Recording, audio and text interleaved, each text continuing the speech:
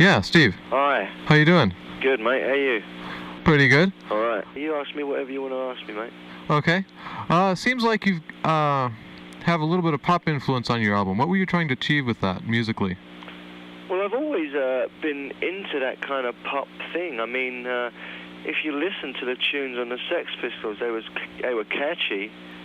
You know, it just had John singing it, what made it kind of different. Right. You know, I've always been tuneful orientated. It's just that this album I've really had the chance to do what I want to do, you know? Uh-huh. Instead of having other band members to contend with.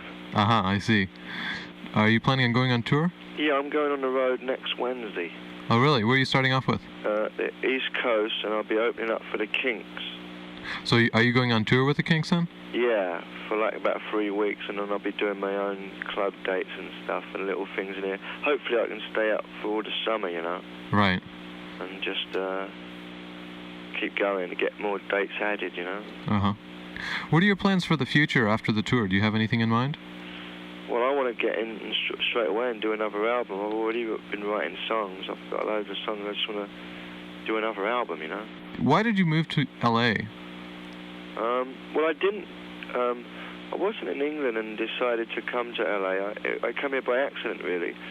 I was in a band called The Professionals, and we was touring America. And when we got to New York, I decided I had enough, and I just ran off and left them. And I messed around New York for about a year, and then I came to LA to do some band called Checkered Past. And I've just been here ever since. I haven't been back. I've been here for nearly 5-6 years now. Huh. How do you like it compared to, well, the other places you've lived? Well, the only other place I've really lived is England, and I like it a million times better than England. Really? It's just too miserable there for me. Huh. So you think it's a little more cheerier in L.A.? Yeah, well, I like the weather better, you know. when you wake up every day and it's grey, you get down. It gets you down after a while, you know. So is this sort of a part of well, your recovery from heroin addiction? Yeah. In Drugs Suck, the song that you wrote to well, a diatribe sort of against drug use, I noticed it was specifically heroin. Right. William S. Rose, in an introduction to The Naked Lunch, commented on his own addiction and his recovery, and he stressed the difference between opiates and other illegal mind-altering drugs. Do you see any dichotomy there? I think all drugs suck. You know, I think, and booze, it's all the same, really. It all depends if you can, you know. I mean, when I used to drink, I just used to get drunk. I couldn't relate to someone who just had a glass of wine and went home to bed. You know, I couldn't relate to that. It was either get drunk and couldn't remember what I was doing. That's what I thought everyone done. I thought that's why you're drunk.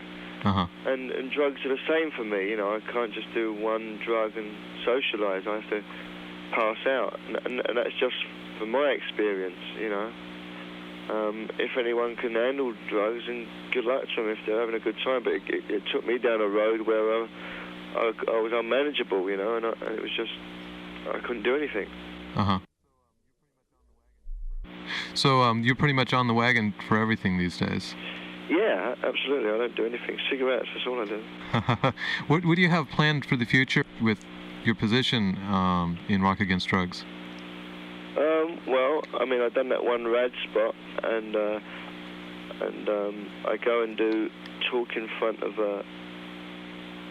you know, events what come up every now and again, and that's about it. I mean, I'll just do whatever I'm asked to do for it, if it's to support not taking drugs, you know. Yeah, what was your reaction to Sid and Nancy? I noticed that Pleasure and Pain, one of the songs on the album, was also featured in Sid and Nancy, the movie. Right. Well, I didn't really write the song for the movie. I just had the song on a demo, and I was approached to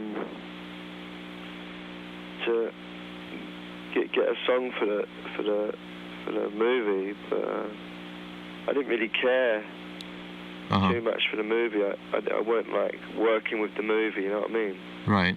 It was just I was just trying to get my career started again, basically. Did you think the movie was at all realistic? Some of it was. There was a lot of it was just not the way it was. But from anyone who don't know anything about it, I guess it was good enough to show them what it was kind of roughly like, you know. Do you look back on that as something that was helpful, or do you look at, I mean, the punk scene, do you look at that as something that helped things, or was it just, I mean, what is your reaction to the punk scene? What, back then? Yeah, I mean... well, I don't know, it just happened. I mean, it's one of them things what kind of happens every 10 years. A cycle kind of goes round and something comes along and gives that something else a kick up the arse, you know? Yeah, have you seen the movie Quadrophenia by The Who? Yeah. Yeah, did you feel there was a lot of similarities in the two, cultures portrayed in those two movies? Like, you mean mods and punks? Yeah. Yeah, it's kind of a similar thing. I think punks was more original and kind of up front than the mods. I mean, mods just look like bank clerks to me. You know, punks was dressing a bit more like a statement and fitting in with the rest of society as the mods looked like they was doing. But it was a kind of a similar thing. I mean, it was a big thing. It was a scene, you know. Right. Yeah, sort of along those lines, you helped Iggy Pop on his last album with 3 songs, Fire Girl, Cry for Love, and Winners and Losers. Right. Do you guys go back any distance? I mean, had you worked with him in the past? No, but we always kept running into one another, and, you know, we used to talk and stuff, but this is the first time I actually worked with him. It was a lot of fun, I must say. He was great to work with. Did he help you at all on your album? No, not really. I definitely got inspired by working with him. You know, but we didn't write any songs together for my album. Oh, okay. Did you work at all with David Bowie during that? No, I didn't. No, because I done the album in Switzerland and I didn't go.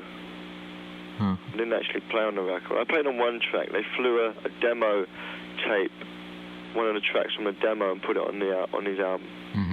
That was about as close as I got.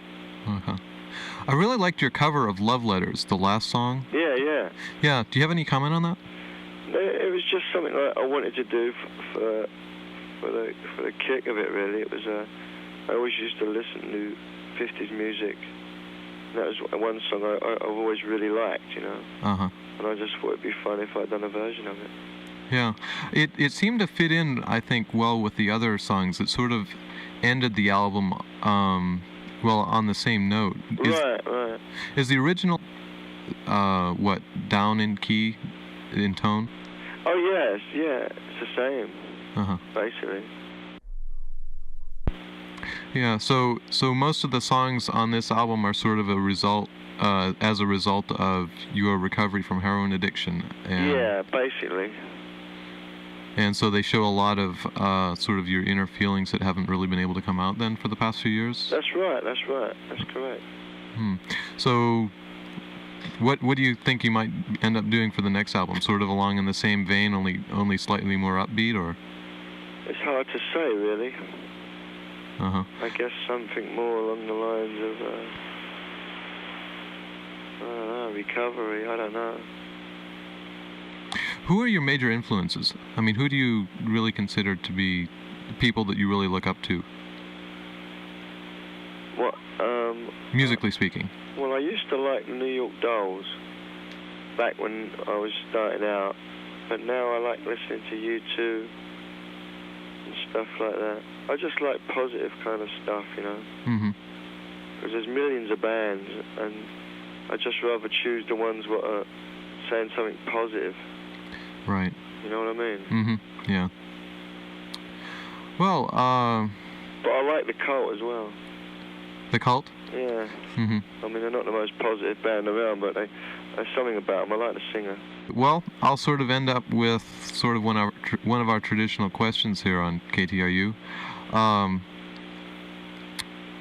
Who, in your opinion, is the ugliest man in rock and roll today? Let me have a little think about that. The ugliest man in rock and roll today, who do I think it is? Simon Le Bon's pretty ugly. Hold on, there's got to be something better than that. There's got to be someone who's just butt ugly. Bryan Adams. Bryan Adams, there you go. That'd do anyway. Yeah. Okay, could I ask you to do a station ID? This is KTRU in Houston, 91.7. Hold it, where's my pen? I've got to write that down. Okay. Here we go. Okay, it's KTRU. K. Mm-hmm. T. Right. R. U. Houston. And that's 91.7. 91.7. Okay, ready? Yep. Hi, this is Steve Jones, and you're listening to KTRU 91.7. All right. I missed something, didn't I? Well, the Houston. Okay, here we go. Ready? Yeah. Hi, this is Steve Jones, and you're listening to KTRU Houston 91.7. All right. Thanks a lot, Steve. Was that all right? Yeah, that was great. All right, mate. All right. Thanks a lot. Appreciate your interview. Sure. And good luck on your tour. Thanks a lot. Okay. Bye-bye. Bye.